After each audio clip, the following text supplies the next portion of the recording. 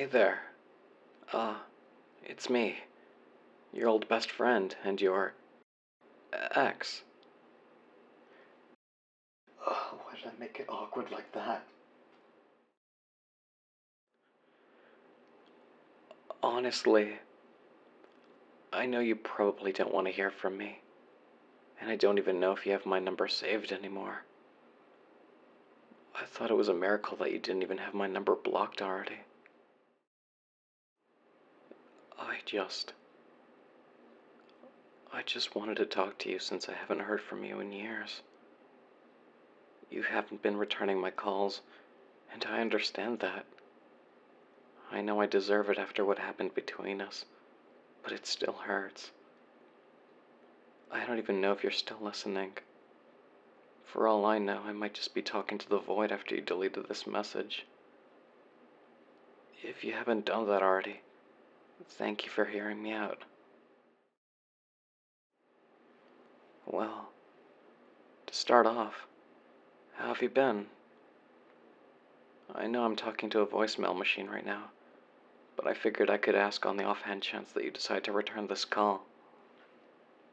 It's just been so long. I want to know how you've been doing these past few years. Life's been okay for me. I've been getting by in college and my grades have been alright. Problem is, adjusting to the college life has been hard. With the pandemic and all, high school's pretty much cut short, and with that, so were all my friendships. Alone with no hobbies to speak of. It feels like I've been put back into square one to before I met you. This isn't a half-assed way to ask you to take me back. I know how it went down last time, and the last thing I want to do is put you through that again. You have your life, and I have mine, and I won't do that to you. All I want to do with this call is to just explain what was going on in my head when all this was happening. No more excuses like before, I promise.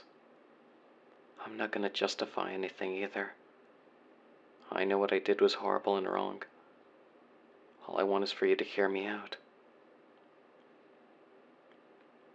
I guess the best place to start is when we first started talking back in middle school. I know it's cliché, the whole "it all started when I was born" trope, but it's still important. At the time, I was still going to church, and I just started out with the youth group there. Much like everywhere else, I was the loner kid. The one that just sat there, did what I had to do, and got out when the little hand hit the 7. I never really was too religious. I could just never gather up the energy in order to really get into it. I kind of figured, why bother when I can't even get myself excited to do anything about it, you know? At least for a little while, though. That changed when I met you. I don't really remember the details, but I imagine that you were the one who approached me. One thing was for sure, though. We hit it off pretty quickly, huh? I'd seen you around, but I never really talked to you before because we never really had a chance. But now that we could, we found out that we shared some of the same interests. Like anime, manga, and all that other weeb stuff. We also liked sharing our other interests with each other. Before we knew it, the rest was history. Every time we were together at the youth group or some church function or trap, we were always seen together, talking like no one else was around. You probably know how much they shipped us at the church. We were pretty much inseparable, glued to the hip, some people might even said. Even when you weren't there, I'd wait by the parking lot for a bit to see if I could spot the green car your parents would take you in. When you weren't, I was bored, basically just waiting for it to end. Without you, there was no point in going, especially since for a while, this was the only time I could see you during the week. All I could think about when I was there was you. Finally, I had someone to trust and confide in. even with my deepest secrets. Finally, I had someone who would stay with me through thick and thin, no matter what. Finally, I had a best friend, and I didn't feel alone anymore. The time that we shared as friends was the time that I'll cherish for the rest of my life. I truly miss it, and I wish I didn't have to screw it up for the both of us. I thought that what we had was an unbreakable bond, but I was the one who proved it wasn't. I always got asked when we would get together by my family and the churchgoers, and I always vehemently denied it, so I didn't really think of you that way for a long time. It wasn't until high school, when I got you a teddy bear as a souvenir from a convention, until I really sat down and thought over my feelings towards you. What I ended up realizing was that there aren't a lot of people that wait for someone to show up, even though there was no way of knowing whether they were gonna. There weren't a lot of people that give gifts like teddy bears to people they only consider friends. I realized that I didn't just think of you as a friend, but that I liked you. It took quite a long time for me to finally confess to you, and to find out that you actually felt the same was exhilarating. For a time, everything felt like bliss. Being in a relationship with my best friend I'd known for years felt like a dream. That bliss led me to my first two mistakes, though. I put too much stock in the relationship when it only just began, and dropped the L-bomb and said I wished it could last forever before either of us were really ready.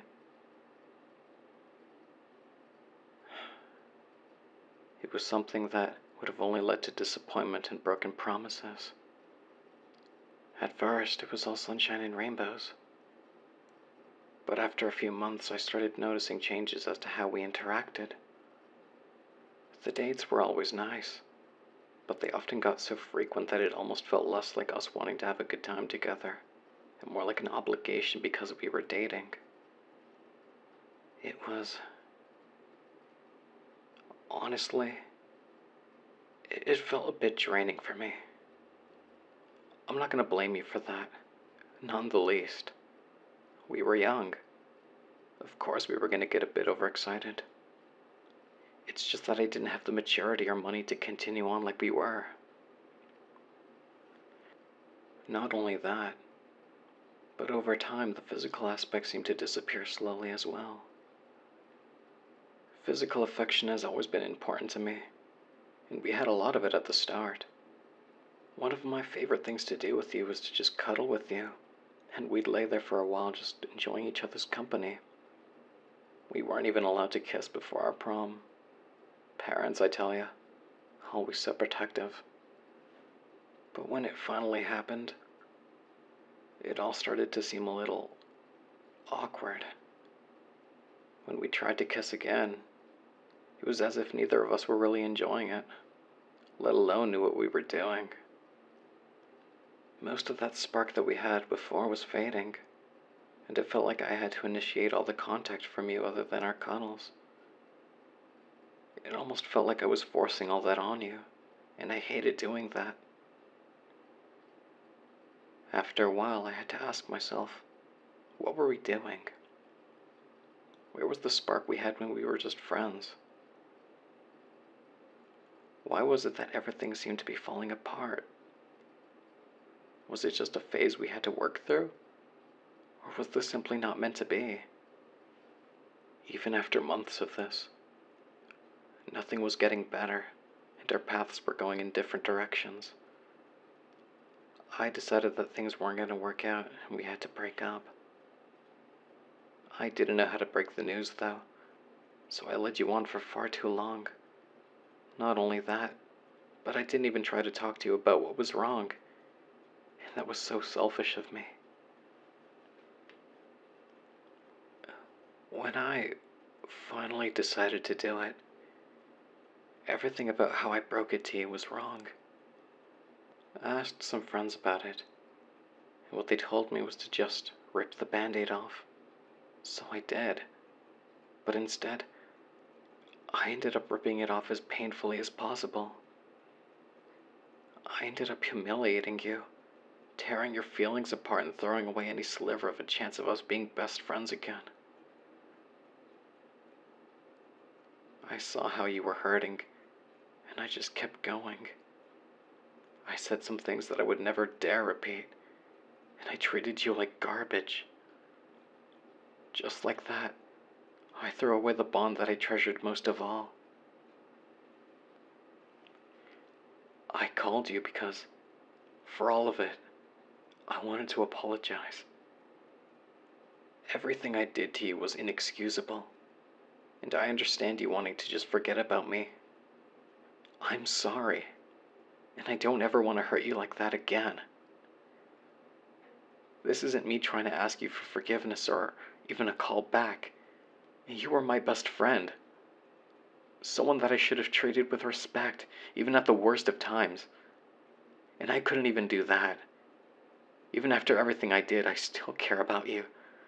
And above everything else, I wanted you to know that. The point of the story was to tell you how much I valued your friendship. What I realized during our relationship was that I missed the time when we were still friends, when we just hung out and didn't worry so much about the little things. Some part of me wished that we had stayed that way instead of the way it ended up. I just miss when you were my best friend. I guess the whole point of all this was to just say that despite everything, I never once stopped considering you to be my best friend. I want you to know that even if I never hear from you again, I still want to support you in whatever you're doing right now. I know that things can never be the same, but I still want to be there for you all the same. I promise you that this will be the last call I make to you. Just know that I'll always be here if you want to talk.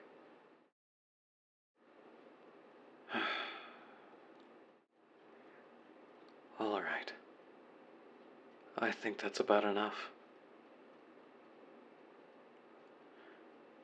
If you're still listening to this, thank you so much.